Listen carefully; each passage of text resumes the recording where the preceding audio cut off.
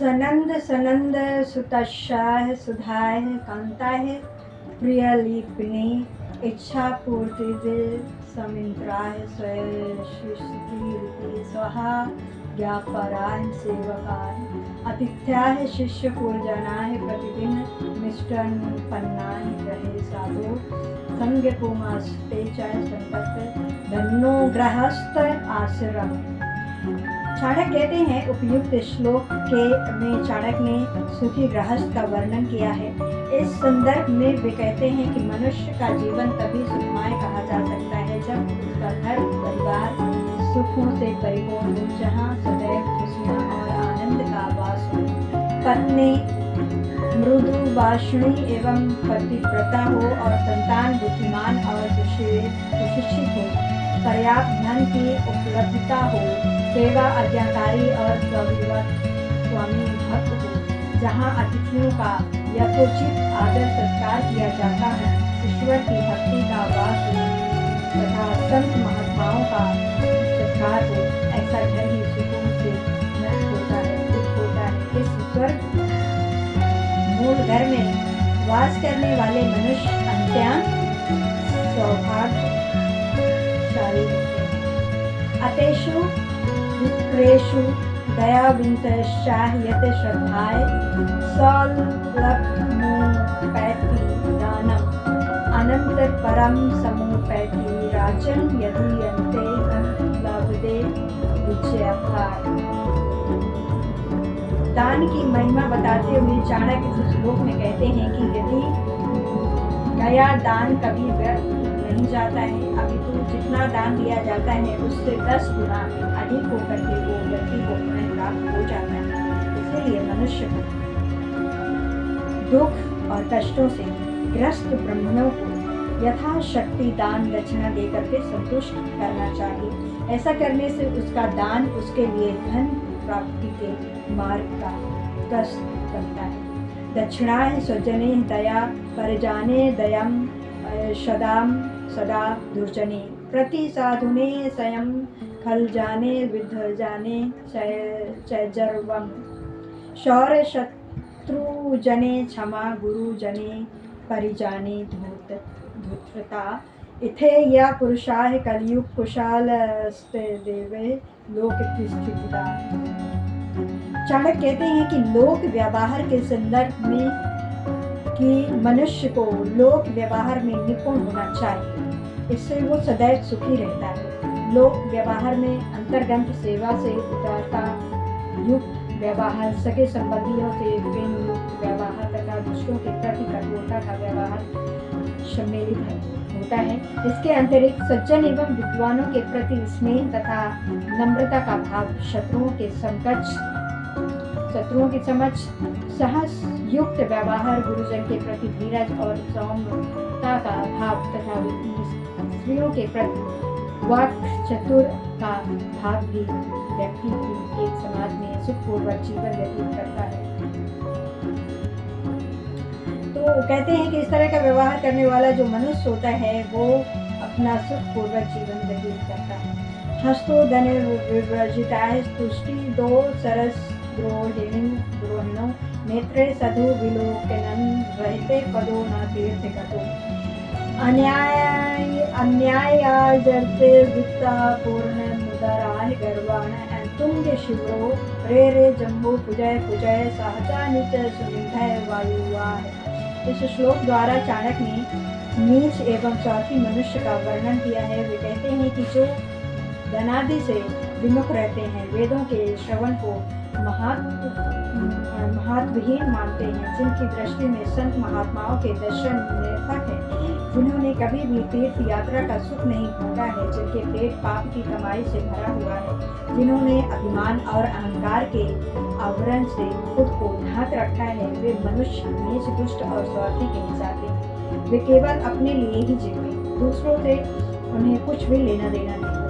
इन मनुष्यों के संबोधन करते हुए चाणक्य कहते हैं कि ऐसे मनुष्यों का जीवन व्यर्थ है। यदि स्पष्ट कहा जाए तो ये पृथ्वी पर बोझ के समान है। ऐसे जीवन से तो मृत्यु भली है। इसीलिए जितना शीघ्र हो सके उन्हें शरीर त्याग देना चाहिए, अन्यथा जीवन जीवित रह करके ये पृथ्वी पर पाप और अवगुणों का प्रयास करें। पत्र नैवाह यदा करीरी विटते दोषो वसंत साहिकी नो लुको यास्लोकते यति दिव्य सुरसाहिकी दूषणम वर्षानेम पतंती चक्ते मुक्ते मेघसाहिकी दूषणाय अनियत पूर्व विधिनाय लालट लिखिता है तमादु क्षमा। चाणक्य कहते हैं कि ईश्वर ने मनुष्य के भाग्य में जो लिख दिया है उसे मिटाना असंभव है। मनुष्य जीवन में वही कर्म करता है, भोगता है जो वो लिखवा करके लाता है। यदि करील का झाड़ वसंत शत्रु में भी पत्तों से रहित रहता है तो इसमें वसंत का कोई दोष नहीं होता। उल्लू को दिन में दिखाई नहीं देता तो इसमें सूर्य को दोष देना व्यर्थ है। यदि चातक के मुख में वर्षा की बूंदें नहीं गिरती तो इसमें मेघों का दोष नहीं है। इसी प्रकार मनुष्य जीवन भर जिन दुखों एवं कष्टों को भोगता है उसमें उसका कोई दोष नहीं होता है, वो उसके भाग्य में पहले से ही लिखा हुआ होता है। सतसंगाय भावित ही साधुता खलनाय साधुनाय ही खल संगमाताय खलवमम अमोदाय कुसुम भावय मुदेव दत्तते अनुगंधाय ही कुसुम मणि धरन्ति।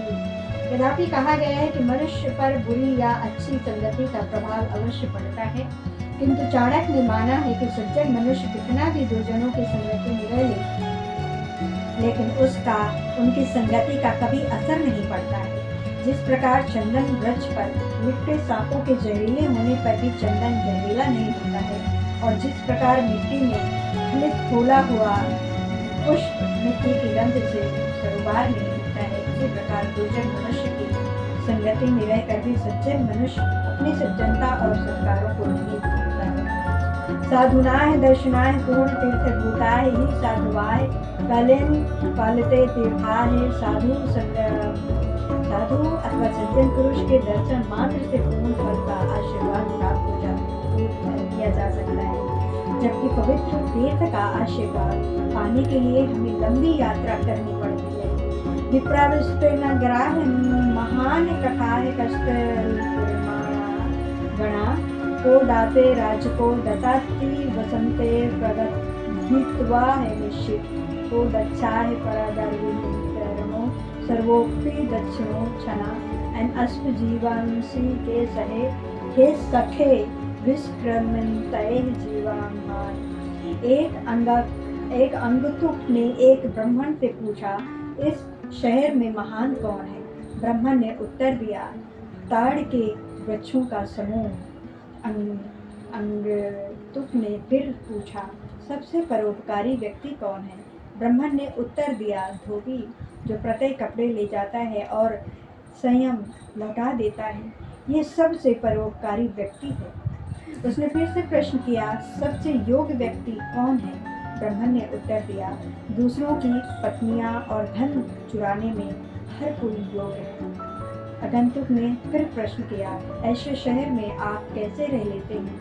ब्राह्मण ने उत्तर दिया, जैसे एक कीड़ा गंदगी में भी जी लेता है वैसे ही।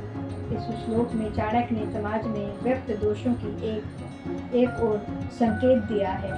न विप्रोदंत कंदापि न वेदा शास्त्र ध्वनि गिरजंती स्वाहा स्वधाकारा विवर्जितानि शमुख सुंतलानि ग्रहाणि तानि। चाणक्य ने ऐसे घर को शमशान तुल्य माना है जिसमें ब्राह्मणों का मान सम्मान न हो, जहाँ निवास करने वाले मनुष्य दान दक्षिणा से विमुख रहते हों, जहाँ वेदों के पठन और श्रवण की रीति न हो, यज्ञ हवन आदि कर्म से जो स्थान रिक्त हो। वे कहते हैं कि ऐसे घर में सदैव अज्ञानता का, दरिद्रता का, रोग दुखों एवं कष्टों का वास होता है। ऐसे घर में निवास करने वाले मनुष्य मूर्तों के समान होते हैं। इसीलिए गृहस्थ जीवन के सुखों के लिए मनुष्य को पूजा अर्चना, दान दक्षिणा तथा ब्राह्मण सत्कार से संबंधित कर्म करते रहना चाहिए। सत्य, माता पिता, ज्ञान, धर्मो भ्रता, दया, सहसाय, शांति, पत्नी, क्षमा, पुत्र, सुनते मम बंधवाह। उपर्युक्त श्लोक में चाणक्य ने मोह माया में रहित मनुष्य के वास्तविक संचारों का वर्णन किया है।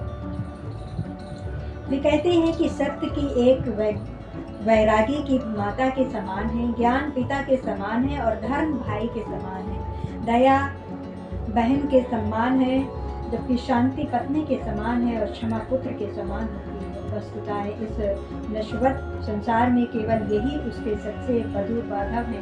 इस प्रकार संसार से विरक्त होने के बाद भी मनुष्य अकेले नहीं होता है। अनित्य नित्याय शरीरणी विभागो नैवः शशवन्ताय नित्य सनितो मृत्यु कर्तव्यो धर्म संग्रह। जीवन और मृत्यु एक ही सिक्के के दो पहलू हैं। मनुष्य शरीर का आरंभ जहाँ जीवन से होता है, वहीं उसका अंत मृत्यु से है। इसी कारणवश शरीर को नाशवान कहा गया है। रूप, यौन, बल, बुद्धि सब कुछ मृत्यु के समकक्ष क्षण नष्ट हो जाता है। मृत्यु कब मनुष्य को अपने विकराल पंजों में जकड़ ले, ये कोई भी नहीं जानता। इसलिए चाणक्य ने मनुष्य को सदैव धर्म का पालन करने का परामर्श दिया है। वे कहते हैं कि जीवन का प्रत्येक क्षण सत्कर्मों में व्यतीत करना चाहिए। इसमें मनुष्य का कल्याण निहित है। आत्ममंत्रणो सर्वाय प्रिया गवो नवृदगोत्साह प्रतुत्साहायुताय नरः आहे कृष्णा रणोत्सावाय। उपर्युक्त श्लोक में प्राणियों के लिए विभिन्न प्रकार के आनंददायक वस्तुओं का वर्णन करते हुए चाणक्य कहते हैं कि ब्राह्मण के लिए भोजन का आमंत्रण परम सुखदायक होता है। गौओं के लिए नित्य हरी हरी घास की उपलब्धता आनंद प्रदान करने वाली होती है। स्त्रियों के लिए पति का प्रतिदिन उत्साह में भरा रहना ही परम आनंददायक है। लेकिन चाणक्य मार काट में स्वयं के आनंद को स्वीकारते हैं। वे कहते हैं कि युद्ध में भयंकर मार काट की मेरे लिए उत्साह के समान है, इसी में मुझे सुख प्राप्त होता है। मृत्यवंताः परमदरंश्चाः दरन्दाणी लोष्टवंताः आत्मवंताः सर्वभूतनी चाहे पश्यति। चाणक्य ने ऐसे मनुष्यों को संत सज्जन कहा है जो पर स्त्रियों को माता के समान समझते हैं, जिनकी दृष्टि में पराय धन मिट्टी है तथा जो सभी व्यक्तियों को अपने सम्मान ही समझते हैं, अर्थात चरित्रवान, महानशील, संतोष, परोपकार तथा सदायता के गुणों से युक्त व्यक्ति की सज्जन कहलाते हैं। धर्मे तत्परता है, सुखे मधुरता है, दाने समुत्साहता है, मित्रो व चत्रकता है, गौरव विनाग्यता, चित्रति गंभीरता है, आचार्य शुचिता है, गुणों रसिकता है, शस्त्रेषु विज्ञानता है, रूपे सुंदरता है, शिवे भजनता है, तत्विस्ति भो राघव। सज्जन मनुष्य अनेक गुणों से युक्त होता है। उसमें धर्म के प्रति तत्परता, मृत्युवाणी, दानशीलता, मैत्री भाव, गुरु भक्ति, गंभीरता, सदा व्यवहार, परोपकार, शस्त्र ज्ञाता, सुंदर, सुरुचि, पूर्णता और प्रसन्नता युक्त स्वभाव आदि गुण विद्यमान होते हैं। इसके विपरीत इन गुणों से हीन मनुष्य दुर्जन कहलाता है।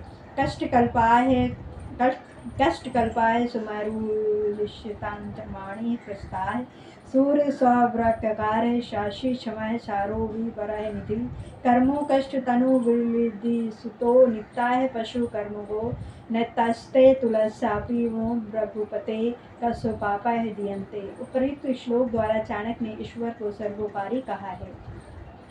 उनके मत अनुसार संसार में ईश्वर की एकमात्र शक्तिवान, परम दयालु, तीनों लोकों के स्वामी तथा कण कण में विद्यमान रहने वाले हैं। इसे स्पष्ट करते हुए वे कहते हैं कि कल्प वृक्ष मनुष्य की समस्त मनोकामनाएं पूर्ण करता है, लेकिन वो केवल लकड़ी है। सुमेरु पर्वत धन के भंडार से युक्त है, लेकिन वो भी केवल पत्थर है। सूर्य की किरणें प्रकाशवान होते हुए भी प्रचंड हैं, जबकि शीतलता और प्रकाश प्रदान करने वाला चंद्रमा भी क्षय रोग से पीड़ित है।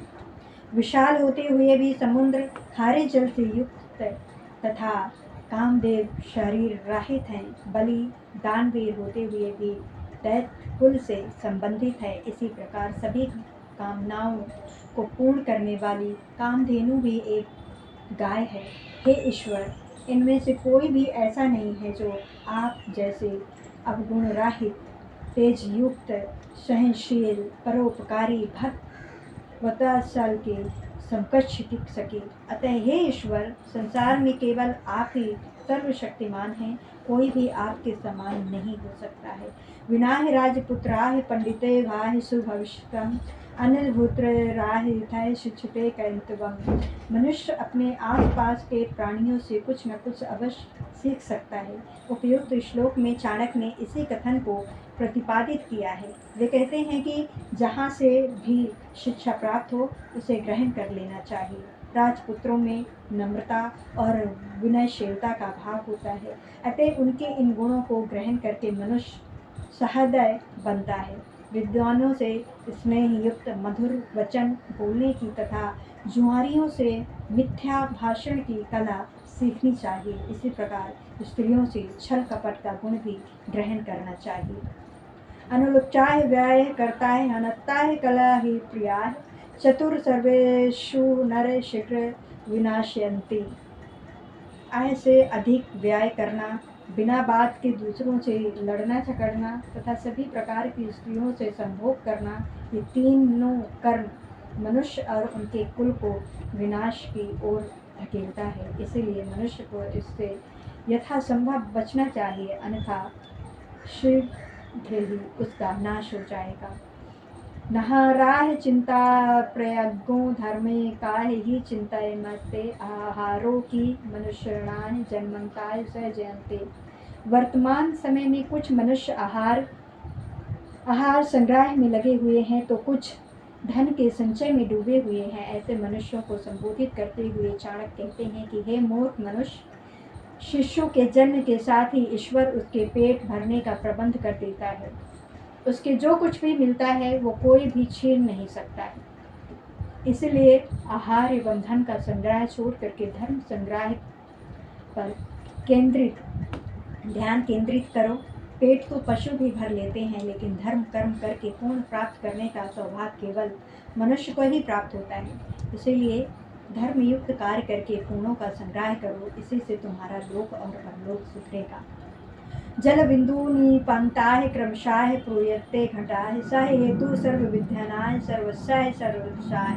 उपर्युक्त श्लोक में चाणक्य कहते हैं कि जिस प्रकार बूंद बूंद से घड़ा भर जाता है, बूंद बूंद से मिलने से नदी बन जाती है, पाई पाई जोड़ने पर व्यक्ति धनवान बन जाता है, उसी प्रकार यदि निरंतर अभ्यास किया जाए तो मनुष्य के लिए कोई भी विद्या अप्राप्त नहीं रहती है। ऐसे ही अगर मनुष्य नित्य धर्मयुक्त शुभ कर्म में लीन रहते हैं तो एक दिन उसके पास पूर्णों का अथाह भंडार संभव हो जाता है। इसीलिए मनुष्य को अपना अत्यधिक समय सत्कारों में ही व्यतीत करना चाहिए। व्यवसाय परिणामोपि यह खलाह खलाह सा सुख व्यक्तमे मधुराह नोयति द्रावणम।